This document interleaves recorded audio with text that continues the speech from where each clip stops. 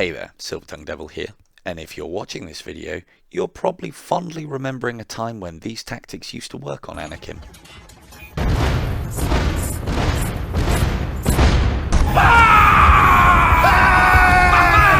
That's what I'm talking about! I can promise you now, in those later cycles, those glory days are very much over. Your fights will probably end up more like this.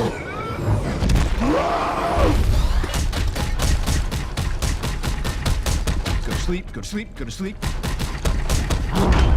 From about cycle 8 and onwards, you are going to need something a little bit more sophisticated than just trying to put damage onto Anakim quickly and hope for that fast kill. Now, I don't know about you, but I don't like being trolled by anything in this game, least of all Anakim. So let's start putting that game plan together for high-level Anakim takedowns. So first off, what is snow globing? For me, it's the term I coined for the use of Winter's Bite and Hand of God. The tactic's been around for quite a long time now. It's all about dealing huge amounts of damage to Anakim, whilst keeping the archers that he spawns at a manageable level, dealing with the waves as they come, whilst slowing down or stopping completely the other threats of the level, whilst we take out the boss. We are also going to be looking at some additional tactics that have been brought to you by some of the best in the game to help you out, and I'll be adding my own little touch of something that I discovered whilst testing right at the end. Alright, all set. Let's get back to that ultimate badass giant killer status that we had previous. So what are we going to need to spell out Anakim's doom? Weaponry wise, we are going to require one of each of the following. Make sure they are fully upgraded and go in there with as much ammunition as you can muster. May the hand of God be with you. May the hand of God be with us all, Duncan.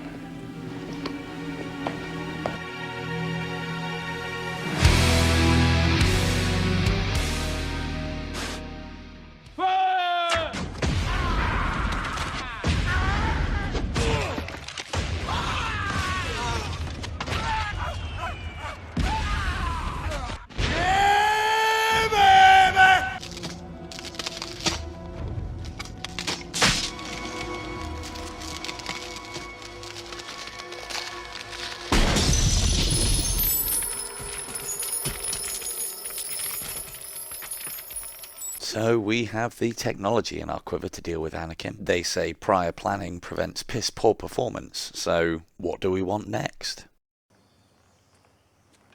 To know my enemy.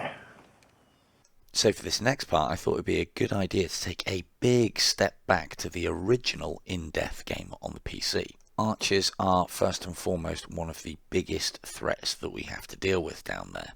Learning to take the sting out of that particular tail is one of the biggest things to helping us deal with Anakim. So how exactly do they work, and why do they work that way? As you can no doubt see from the footage, they are stone statues in those alcoves of the archers.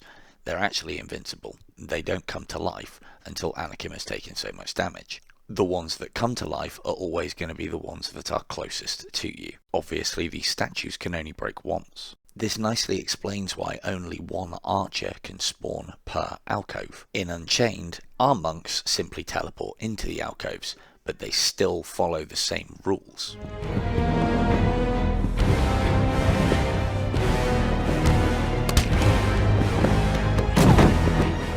The arena that we're going to be battling Anakim in is actually pretty huge. Although if you don't know how to work said room, it's going to feel very small very quickly.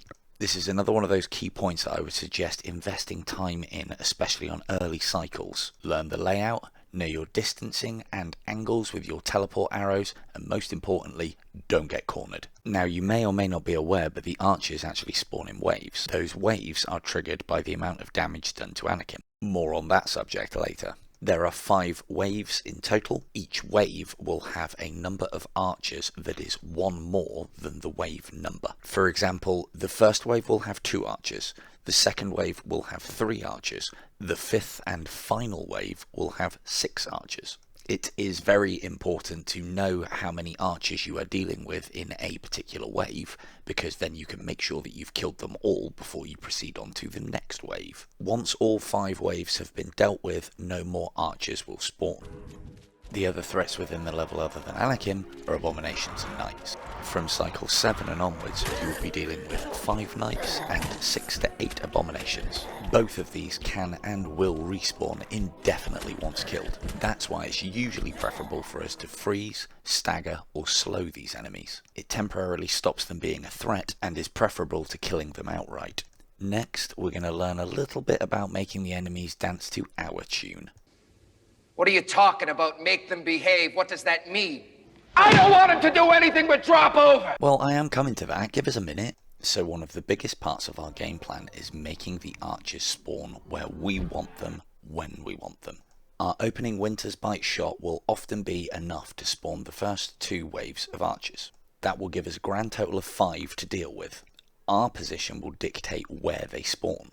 After they've been dealt with, our next Winter's Bite, preferably to Anakim's face, will not only stagger him, but will also do enough damage to trigger the next wave of 4 archers. Before taking that shot, it is important to change location to a set of alcoves that haven't had any spawns from them yet. It's that factor that allows the archers to spawn near us. Change location, then put another Winter's Bite into Anakim, and you get the idea.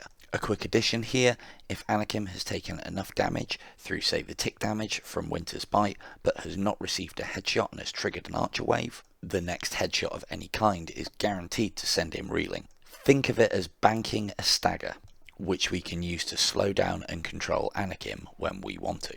Abominations aren't going to be too much of a problem here, they are pretty slow, we are going to be able to stagger them very easily, and we're also usually going to be able to kill them off pretty quick. Even with everything we have so far, knights can still be a problem. Let's see what Big Smith can bring to the table for us. I move for no man. So, we're going to put everything together, we're not going to alert the knights, and we're also going to add an explosive finish to these proceedings. So first off, drop that Hand of God, bang onto Anakim. We're going to jump down to this pillar, we're then going to fire off a Winter's Bite. I like to put a couple of normal arrows into him as well, just to ensure that we're putting enough damage out there to spawn both waves of archers.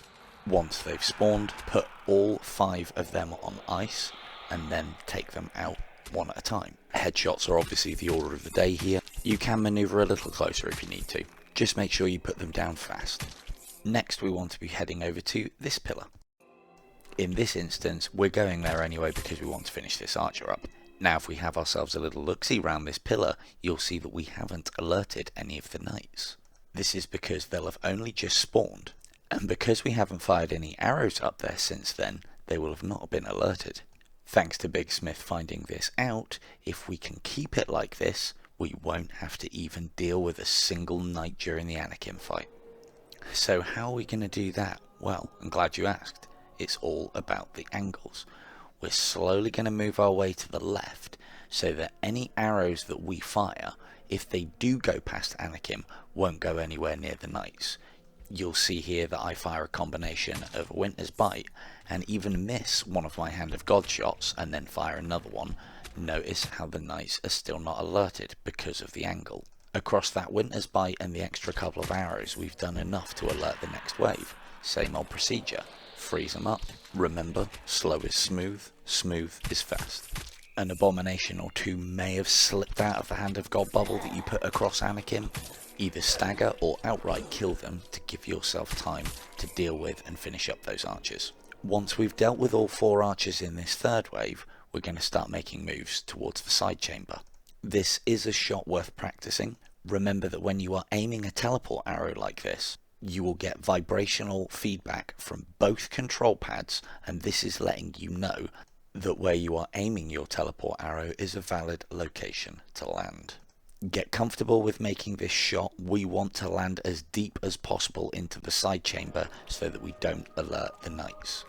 As soon as you land, immediately skip into this far back corner, and again notice the angle that we have on the action.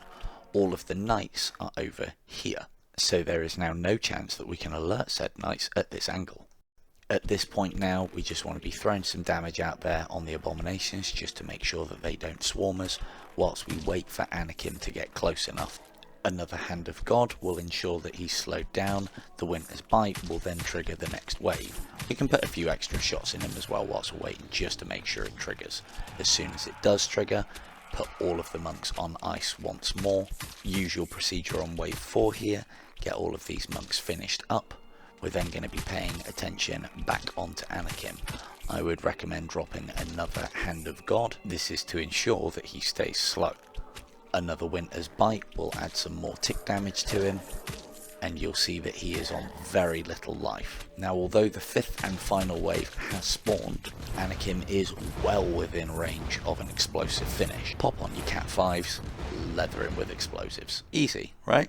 So what about those really high cycles? And what do we do if things go a little bit off script? Anakim can push the knights to the middle of the level. You may alert knights or trigger waves that you didn't intend to. Getting out of some of those situations will come down to your quick thinking and skills as a player. However, the next thing I'm going to show you comes direct from Atlas Rise, and his freshly named tactic, the Atlas Alcove. Let's creep off to there next.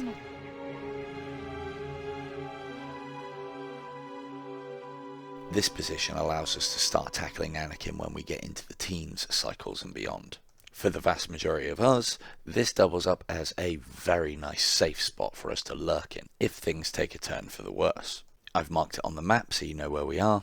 Now, although this isn't the only alcove that you can go into on the map, it's the only real one that we can get some practical application out of. So what does standing up here do for us? First off, abominations won't be able to path to us and will literally stand stock still. Second, any alerted knights will path near us and then adopt their throwing axe stance and just throw axes.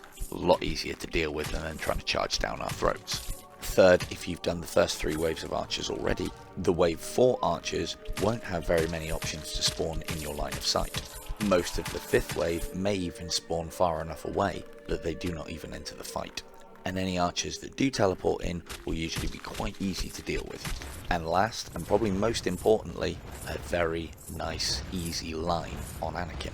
In addition to cutting down the line of attack of your enemies, you've also given yourself an easier area to defend from. So one thing that me, Beanie, Atlas Rise and Big Smith can agree on is that the Atlas Alcove is at its best when Anakin takes that straight path directly to you as shown in the previous example. And I've only gone and found a way to make Anakin do exactly what we want. By all new multi-frequency remote control!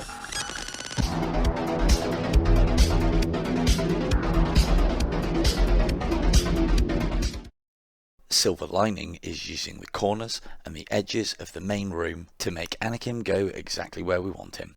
So let's put this to the test. I want Anakin to go over there. Simply fire a teleport arrow into this corner of the wall, tucking myself in using the locomotion stick, and wait to make sure that Anakin is pathing towards me in that he's locked on. I then move slightly along the wall and teleport into the other corner. Anakin will now proceed to go exactly where I want him to, which is in the corner I just left. And for my next trick, we would like Anakin to come into this corner and then follow us into the Atlas Alcove. Tucked into the corner, we teleport directly into the Atlas Alcove, and there we have it, ladies and gentlemen. The big factor here is as long as Anakin is locked onto you and you then teleport to another corner or the Atlas Alcove, you are golden. And as long as you stick to the walls of said corner, you can adjust yourself so that you can make that corner to corner shot easier. And as you can see, Anakin has gone directly to where we were and is now coming exactly where we want him to. One more example, and Anakin is only going one place, and that's to Atlas's Alcove. Another fun factor with moving around the level this way is that once he's locked onto your previous location, he won't be distracted with any